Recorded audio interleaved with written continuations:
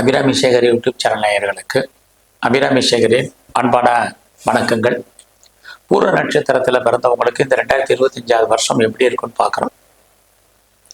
பூரம் அப்படின்னா நீங்கள் சுக்கிர பகவானுடைய ஆதிக்கத்தில் அனுகிரகத்தில் பிறந்திருக்கீங்க, சிம்ம ராசியில் பிறந்திருக்கீங்க, உங்களுக்கு தெரியும். இங்கே நம்ம ராசி பலன் பார்க்கல. ராசி பலனுக்கு தனியாக வீடியோ போட்டிருக்கேன். ஒருவேளை நீங்கள் சிம்ம லக்னத்தில் பிறந்தா சிம்ம லக்னத்துக்கும் தனி வீடியோ இந்த வருஷத்துக்கு இருக்குது. இங்கே நீங்கள் பூரம் நட்சத்திரத்தில் பிறந்தவங்களுக்கு மட்டும் இந்த 2025 வருஷம் எப்படி இருக்கும் அப்படிங்கிறத தான் பிரதானமாக பார்க்கணும். இந்த வருஷத்தினுடைய மிக முக்கியமான விஷயங்கள் 4 கிரகங்களுடைய பயிற்சி. குறிப்பாக பார்த்தீங்கன்னா திருக்கணித பஞ்சாங்கப்படி இந்த வருஷம் சனி பகவான் மார்ச் மாதம் 29ஆம் தேதி கும்பராசிலேருந்து மீன ராசிக்கு பயிற்சி ஆகிறார். மே 14ஆம் தேதி குரு பகவான் ரிஷபராசிலிருந்து மிதுன ராசிக்கு பயிற்சி ஆகிறார். மே மாதம் 18ஆம் தேதி ராகு கேது பயிற்சி. ராகு பகவான் மீன ராசிலிருந்து கும்பராசிக்கும், கேது கன்னி ராசிலிருந்து சிம்மராசிக்கும் பயிற்சி. இது அத்தனையும் நம்ம கணக்கில் எடுத்துக்கிட்டு பார்க்குறோம்.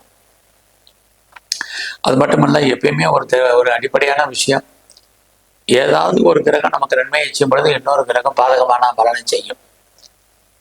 அப்படி பார்க்கிற போது இந்த வருஷம் இந்த முக்கியமான கிரகங்களுடைய இருக்கை, அவங்க பார்க்கக்கூடிய பார்வை, அவங்க சஞ்சரிக்கக்கூடிய நட்சத்திரங்கள், மற்ற கிரகங்கள் அத்தனையும் கணக்கில் எடுத்துக்கிட்டு பூர நட்சத்திரத்தில் பிறந்தவங்களுக்கு எப்படி இருக்குன்னு பார்க்குறோம்.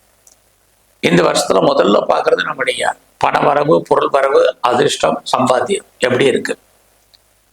ஏதாவது வரவு இருக்கா, சம்பாத்தியம் இருக்காண்டா கண்டிப்பாக இருக்கும். உங்களுக்கு மார்ச் 29ஆம் தேதிக்கு அப்புறம் லைஃப்பில் நீங்கள் கஷ்டப்பட்டு உழைச்சி சம்பாதிக்கக்கூடிய அந்த சம்பாத்தியங்கள் உங்கள் கையில் பணம், தனம், பொருள் இருப்பதற்கான வாய்ப்பு நிறைய உண்டு. இதை நீங்கள் எப்போ முழுமையாக அனுபவிப்பீங்கன்னா மே மாதம் 14ஆம் தேதிக்கு அப்புறம் நீங்கள் என்ன நினைக்கிறீங்களோ அதெல்லாம் நடப்பதற்கான வாய்ப்புகள், சந்தர்ப்பங்கள் உங்களுக்கு உண்டு. ஆக பூர நட்சத்திரத்தில் பிறந்த உங்களுக்கு மே 14க்கு அப்புறம் நல்லது ஒரு மாற்றம், முன்னேற்றம் உங்களுக்கு இருக்கு. ஃபஸ்ட்டு இந்த வருஷம் உங்களுடைய ப்ரொஃபஷன் எப்படி இருக்கு, ஜாப் எப்படி இருக்கு, கரியர் எப்படி இருக்குங்கிற வார்த்தையை மட்டும் பார்க்கணும். வேலை இருக்கா, ஏதோ ஒரு விதத்தில் வேலை உண்டு. வருமானங்கள் இருக்கா, கண்டிப்பாக ஏதோ ஒரு விதத்தில் வருமானங்கள் உங்களுக்கு இருக்கு.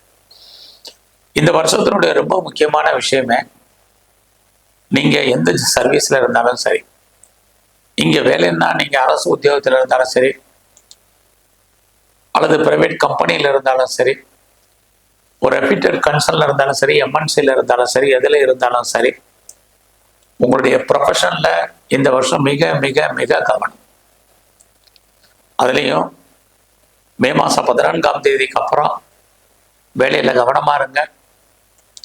வேலை இல்லாமல் இல்லை, ஆனாலும் வேலையில் பிரச்சனை என்பது இருக்குது. நீங்கள் ஆட்டோமேட்டிக்காக விஆர்எஸில் வரலாம், அல்லது நீங்கள் பார்க்க வேலையை விட்டு வெளியில் வரலாம், அல்லது வெளியேற்றப்படலாம் அப்படிங்கிற ஒரு சூழ்நிலை இருந்துக்கிட்டே இருக்கு. அது மட்டுமல்ல, பூர நட்சத்திரத்தில் பிறந்த உங்களுக்கு இந்த வருஷம் நீங்கள் எவ்வளோ எஃபர்ட் எடுத்து பண்ணாலும் உங்களுடைய ப்ரொஃபஷனில், கரியரில் நீங்கள் எதிர்பார்த்த முன்னேற்றத்தை உங்களுடைய வேலையில் அடைவதில் நிறைய ஸ்ட்ரகிள் இருக்குது, பிரச்சனை இருக்குது.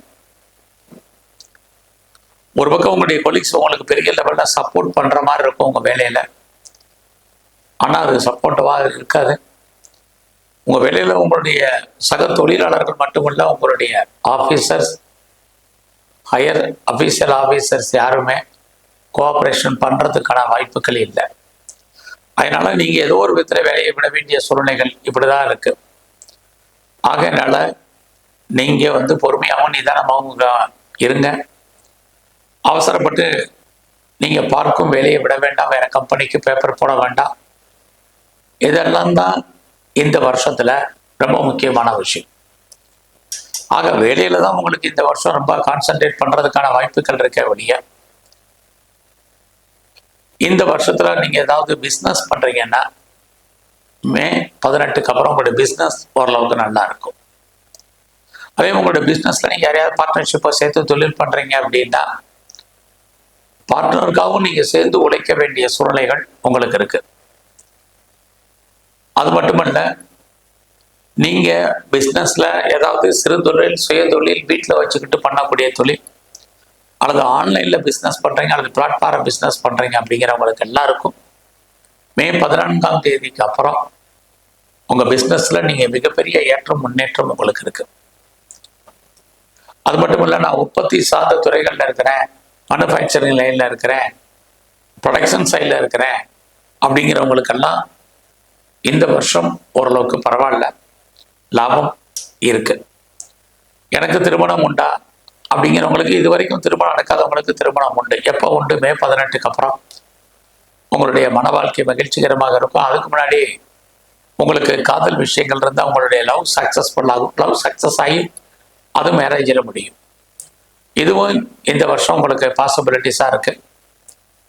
ஆக இந்த பூர நட்சத்திரத்தில் பிறந்த உங்களுக்கு திருமணம் மட்டுமில்லை, ரொம்ப நாளாக கிட்ஸ் இல்லை, குழந்தை இல்லை அப்படிங்கிறவங்களுக்கு குழந்தைக்கான வாய்ப்பு, சந்தர்ப்பங்கள் உண்டு.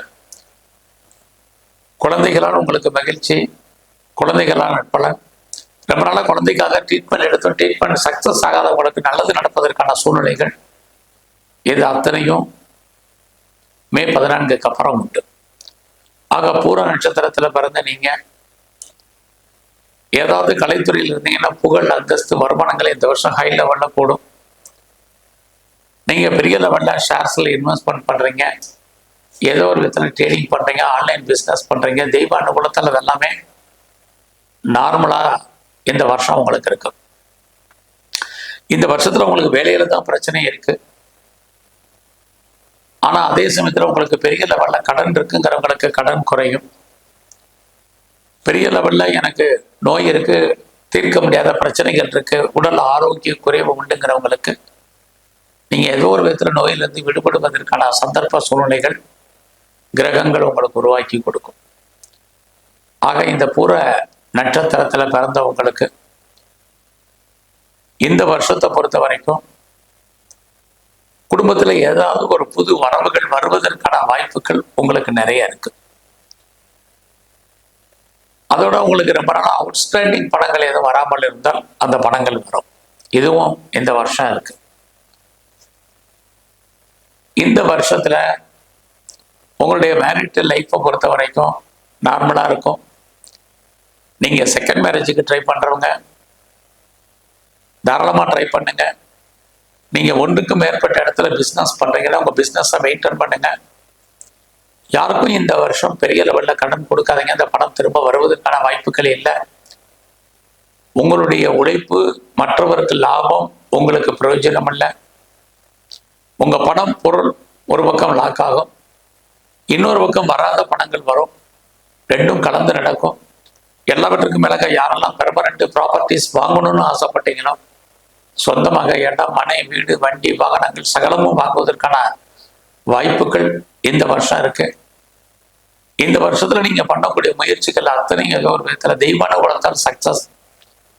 லைஃப்ல இறைவன் உங்களுக்கு தோன்றா துணையாக இருந்து அனுகூலம் பண்ணுவதற்கான வாய்ப்புகள் பூர்வ நட்சத்திரத்துல பிறந்தவங்களுக்கு இருக்கு. இந்த வருஷம் முழுவதுமே நீங்க சிவன் கோயில் இருக்கக்கூடிய அம்பாளுடைய வழிபாடு பிரதானமா பண்ணுங்க. பெருமாள் கோயில் இருக்கக்கூடிய தாயாரை தரிசனம் பண்ணிட்டு வாங்க. நல்லதொரு ஏற்றம், முன்னேற்றம் அமையும். நன்றி, வணக்கம்.